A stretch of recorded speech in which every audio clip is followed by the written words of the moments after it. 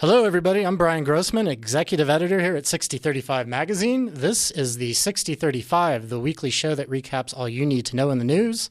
Our guests in studio today are reporters Greta Anderson-Johns and Nick Raven, and managing editor Helen Lewis. And we're talking about, the latest issue and more.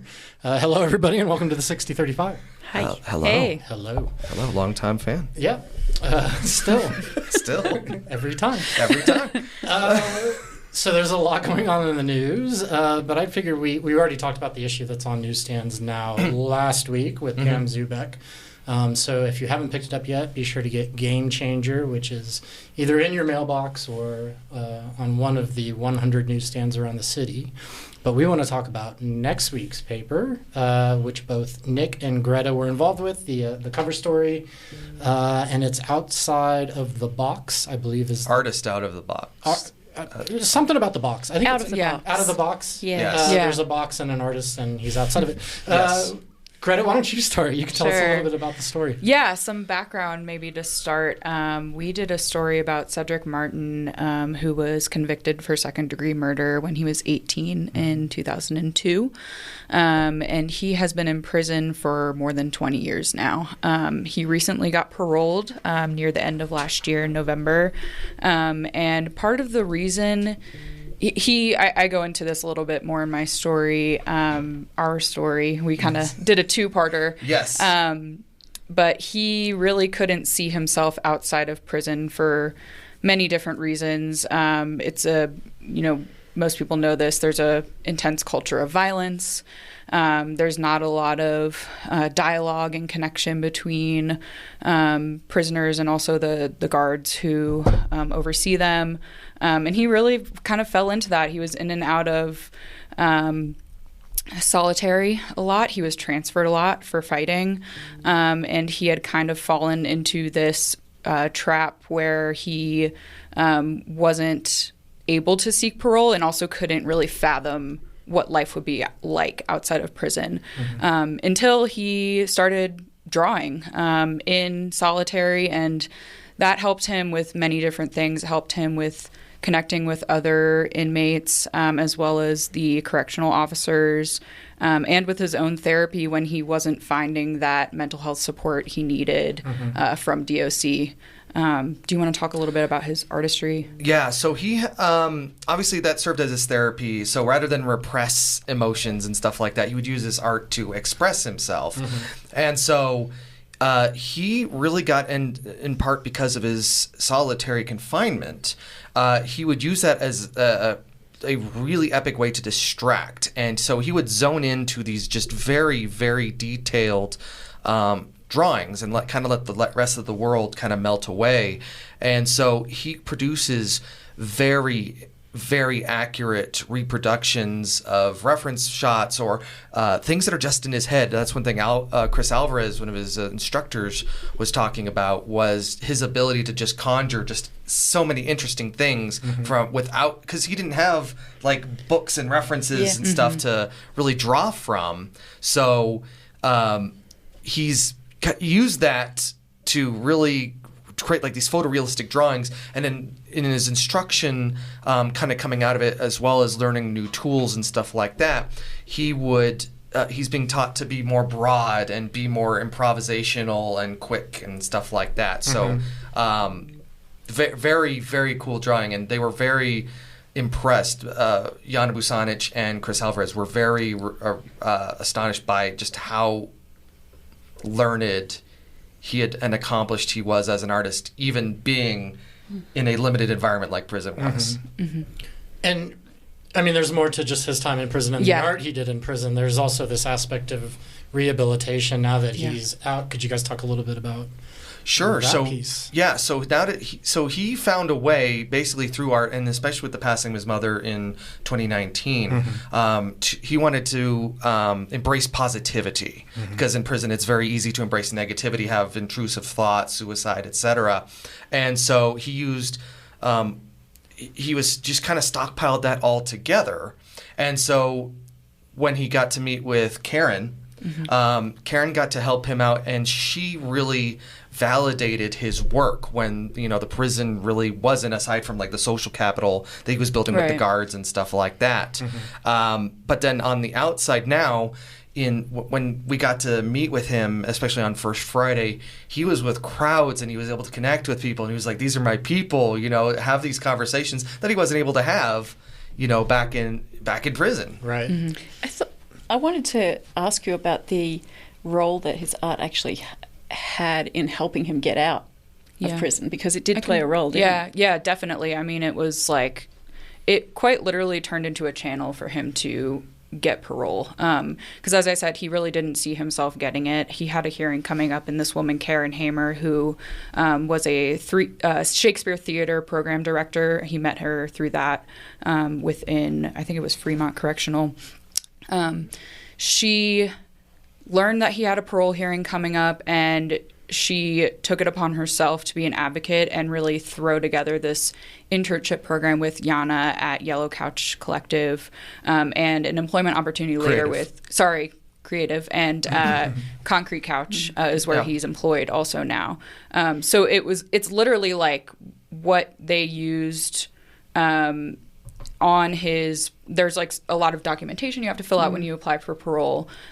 This internship and this job is what got him parole. And Yana had never written a grant before, so there's actually a pull quote in there about them like building the car as they're driving it. Yeah. So they're trying to figure all this out and all these different things, transportation, housing, all this stuff for him, so that they could pitch that to DOC and be like, okay, this is what's going to happen when he gets out here. Because that all has to be nailed down. It all has to be nailed down. They need proof of everything. And they continuously need to turn in paperwork to prove that he's got the housing, he's got the transportation, and he's got the job. Right. So, and Yana has told us that that's been a little bit hard to legitimize with DOC. Like, it's not a 9 to 5, right, where he's going and doing some like retail job or something like that. He's coming and going from Concrete Couch and from Yellow Couch, and doing art in a more like freeform way. But he's also taking classes and things. So it really is just like this built from scratch program that got through DOC. And I think part of the reason for that, Karen explains, is there was a really sympathetic parole board member who listened to him speak. He's also a very powerful speaker. She listened to him speak and really saw something in him, saw that he could be rehabilitated and that he had worked his way there by the time of the hearing. Yep. Is this bigger than Cedric? We talk about this one particular case, but what are they looking to do with this sort of model with other people who have been incarcerated? It's hard to say. It seems like Jan and them are at kind of capacity with just Cedric just right, the one now. right now. With just the one right it's now. Brand new. Right, and he's basically he's the pilot person for this in Colorado Springs. Obviously, it's been happening in other places around Colorado Springs, or Colorado, I should say. Yeah. But in Colorado Springs, it's relatively new. So this really, and I think even through the story, it's going to be able to prove out to others in the art community, wraparound services, stuff like that, to say, hey, we can take more. We may not know now that Yana and Karen and Chris have kind of proven out the ground, kind of toughed it out a little bit, that they could say, all right, this is the start. Cedric's our case. This is working. So let's see what more we can do. As to what form that takes, who embraces that is yet to be seen, but it's definitely like a symbolic victory as well. Sure. Because we have a lot of artists in the prisons. I was just going to say. Were you here? Were you guys here when we had the art show here? Yeah. Yes. Yeah. And that was through the University of Denver's Prison Arts Initiative. And I spoke with the professor who still runs that. And Colorado is pretty robust when it comes to prison arts programs. DUPI, which is what they call it. They are in every prison in the state. She said she's worked with thousands of inmates and seen many people, leave their gangs and reconnect with family members, like all these transformative stories. And they have that Chained Voices is what it's called, right. the art exhibit, which I know we were a part of. So I think I was talking with Karen a lot more about the national picture. She's now at the University of Texas at Dallas doing research on prison theater programs and the efficacy of getting people who participate in those programs out of prison. I think now the task is to prove how these programs can be effective and do it with data, because that's really what the wardens and DOC are looking for. That's what Karen and I talked about a lot, because stories like Cedric's can be really powerful, and these anecdotes are really powerful. However, DOC looks for data. The government structures, they look for line graphs provable and bars and stuff like that. Yeah. But that's another thing that Karen really didn't want to get lost in her research too, is like academia can narrow it down almost too much into numbers too. So I think she sees Cedric as a story that can highlight the data in a special way, and it's important, she thinks, for it to come from somebody who's experienced that really dark place of being in prison and being stuck. When you say data, is it recidivism that they're mostly looking? I mean, that's the idea. Yeah. Right? DUPI does look at recidivism. They collect their own data. But that's another thing, is some of the measures aren't really established yet. Like recidivism is a lot of what they look at, but also like, can they look at how many people actually just get out? Yeah. So even the measures themselves are not, and that's another piece of it's hard to measure efficacy when people are having individual good experiences, but like how do you measure art? Yeah, right. Yeah, do you put like a meter 12? on it, a thermometer? Like, how do you do it? Yeah.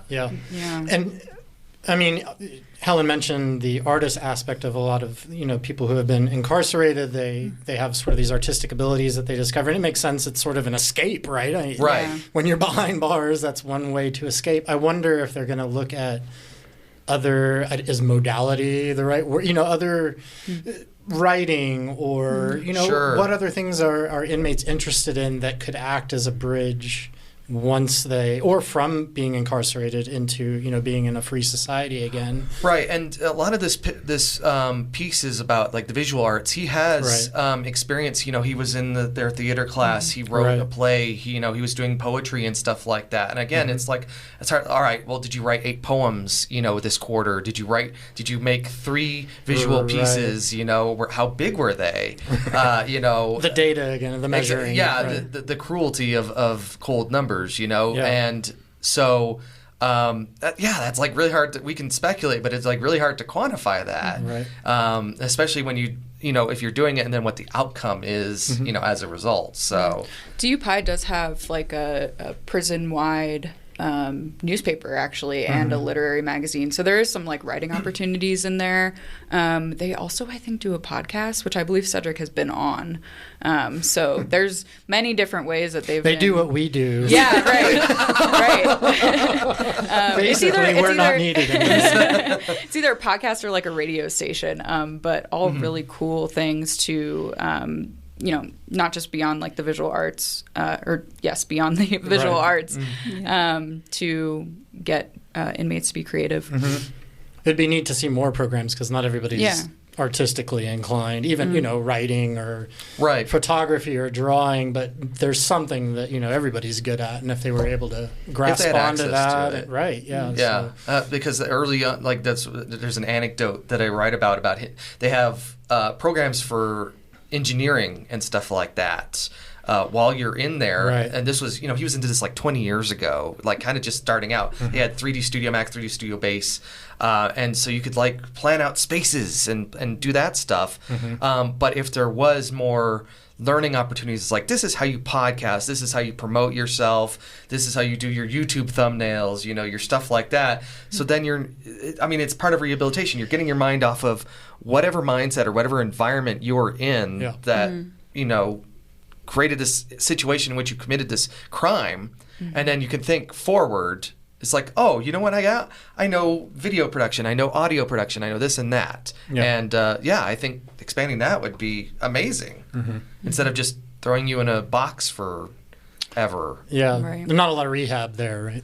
So how do you actually rehab people? And I know that's our country has wrestled with that, and you look at a place like Norway where you get your own suite and like a video carpets, game console and a puppy or real something. pencils to draw with. It's definitely interesting to look at other methods. So, real quick, I know this isn't the only thing in the paper next week. You got something about District 49. You want to talk about that? Yeah. Sort of, beyond District 49, but the Neighbors for Education group that formed right after the November 21 school board elections. They're looking to change their strategy a little bit going into this year. They want to appeal to more people and be less reactionary and more proactive. So I went to a roundtable with the D49 members of Neighbors for Education and Peter Hiltz, he's the CEO, basically the superintendent of D49. And it was a really interesting conversation. Basically, they were looking for more ways they can be supportive and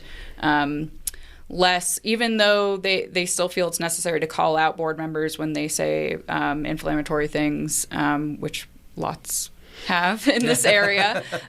They are also looking to, support the district more and see what they need in terms of like things like teacher pay. Some other strategies were discussed too. But yeah, really interesting, and just also interesting to see how much they've expanded. They're going to be starting a D20 chapter as well. Cool. So, yeah. Because I know they're real active in D11. Do we know what the membership is? No. Yeah. I should check on that. Be interesting. So sort of focusing on the things that maybe some of the board members should have been focusing on instead of the circus atmosphere. Right. Maybe. Right. Maybe they can move the needle a bit. Yeah. We can hold out hope. Yeah. Other districts too, right? Not just, yeah. And it's important now because there's, more than half of the seats in those largest three districts, D11, D49, and D20, are up for re-election in November. So, and those are going to be, they either have the power to reinforce the conservative majorities that we've seen or take them away. And just to note that there was never supposed to be this conservative progressive divide. It was supposed to be all. These are nonpartisan. I was going to say, there's no D's or R's when you're running for a school board. Undeniably, it's become very partisan. So hopefully, like everything national else, issue. Right? Yeah. Not just education. Yeah. And you're doing Legos. Tell us about your Legos, Nicholas. Yes.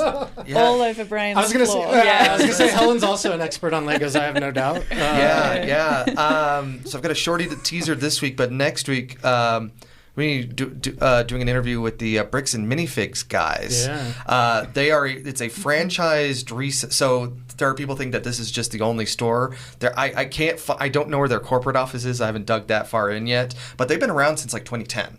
And so they'll go into a market, they'll do a soft open, they'll do a buy event where it's because they want all the locals to sell their Legos. And so what they'll do is they'll offer contemporary Lego sets and stuff that you could go to Target or Walmart. They've got tons and tons of them there. So the selection in that regard is not as big, but then they also offer retired sets and stuff like that. So older stuff that kind of go closer to eBay rates on the and then they'll have used stuff. They have like completed like newer models. They had like the Globe, which is like a 2,500 piece set, which I really want. It's like a globe. It's an actual globe with like the actual armature on the side and all everything. Made of Lego. All made of Lego. What does it go for? You say you really want it, yeah. So I want to say new in box is like $250, I think. Yeah, they had a full Titanic there. Like a life size? Actual size? So about as far as you spread your arms there. That's how big it was. That's how big it is. Yeah, so life size. Yeah, exactly. Hop in, everyone. Not you, Leo. No. No room you for can't float on this door. It's not going to go well anyway. No. But that one new in box is like $650. Holy smokes. Jeez. Yeah. I didn't see like an Eiffel Tower or anything, but they have so they have new, used, they have contemporary, discontinued. They even had some store branded models that they have that were they're like, I don't know, like 100 pieces. So they actually have, what they'll do is they go through, I was doing a little bit of research. It's an Etsy creator. They do special ones they had like A10 Warthogs. They had like B2 Bombers and stuff like that. They're like 100 pieces. They're like $30 each, but they're Bricks and Minifigs branded sets with Lego components in there, so they're all hand So they made done. Wow. them. They made them up out of Lego that Right. didn't exist as a Yes. set. Okay, Yeah, okay, exactly. okay. Yeah, That's and cool. they Wow. Custom sort of. exactly, Right. and Yeah. so they have they had a display of like Star Trek ones as well. And I was telling Bryan earlier that there's a site called Rebrickable where you can actually, people will do these custom sets and then make instructions for them, and then you pay for the PDF essentially. And then they have an API with these other sites where it gets really deep, guys. Where you can actually go and it like creates this shopping list of parts. And then you buy them Wow. all in one Pieces, so cart. So I don't know if they arrive together or whatever, but you'll get the manual as a digital thing. You'll get the pieces in the mail, and then you just put together this thing. And it's like this open source kind of thing, except with capitalism and all that stuff. But yeah, yeah. But they had like Deep Space Nine in there. It was a lot of Wow. stuff. Yeah, really big sets. I can say I've never seen Nick this excited. Yeah. We talked about the nerd issue a couple of months Yeah, ago. and even then, It's like, yeah, I don't know. Nerds. this is whatever. peak Nick right here. Oh, we haven't started. I need to get you together with my son. My son got a Millennium Falcon. Milling about. Yes. I'm turning into my mom, where when it comes to pop culture, you got to get half of the name right. Right. Yeah. Not the Millennium Falcon. Yeah. Not Yes. the Millennial Falcon. Not the Millennial That's Falcon. my mom. Right. Yes, No. the Millennium Falcon. Yes, the Millennium Falcon. Rabbi Ribaldo. Never mind. Yeah, so he put that together. It was over 1,000. Which one? The Millennium Falcon. No, but which one? Oh, I don't know. Because There's more than one. they do Man, like really? 3 or 4 different sizes. It's the 1,000. It's probably 1,200 pieces, and Okay, it's, so it's they like have that one- big when you're done. Okay. You need to do your okay. research, Brian, before you come talk. Yeah, Okay. I know. We gotta talk. I'm sorry, I didn't No, know there no, was it's fine. something. They have one. It's actually it's their $800 one. It's like Oh, the I can size tell of you this it's not that table, one. and it's like 4,500 pieces. My parents don't love their grandchild that much. It's like I can send you to college, It's the or I can buy middle- you this. it's the middle love package. Yeah, because I even have the one where it's like 75 pieces, and it's just Han and a minifig, just like the size Yeah. of this coaster. Okay. So they there's like anyway. Okay. Well, I have 2 words for you. Well, maybe one play date. So, All right. We just need to turn one of our rooms here into a Lego room. okay. Oh man. Yeah. Yeah. All right. Can we get? Can I'm we not get, walking in there. Okay. Yeah. Just wear boots. That's yeah, fine. Yeah, wear shoes. All right, well, on that note, we're going to wrap it up. So thanks to Greta, Nick, and Helen for joining me here in the studio. Don't forget to pick up this week's paper, Game Changer. Don't forget to pick up next week's paper, Outside the Box, or something along those lines. Out of the box. Out of the Artist box. out of the Yeah, box. artist out of the box. Check out our new website, 6035media.org. If you have anything you'd like to share regarding our podcast, questions or comments, go to podcasts@6035media.org. Send an email to. Send an email to. The show is produced by Dave Gardner and Nick Raven. Videocast is directed by Nick Raven. Music is by Jeremiah Walter. Our digital media specialist is Sean Cassidy. Art director is Dustin Glatz. Publisher is Amy Gillentine. And I'm Bryan Grossman, editor-in-chief. We'll see you next time on the 6035. The 6035.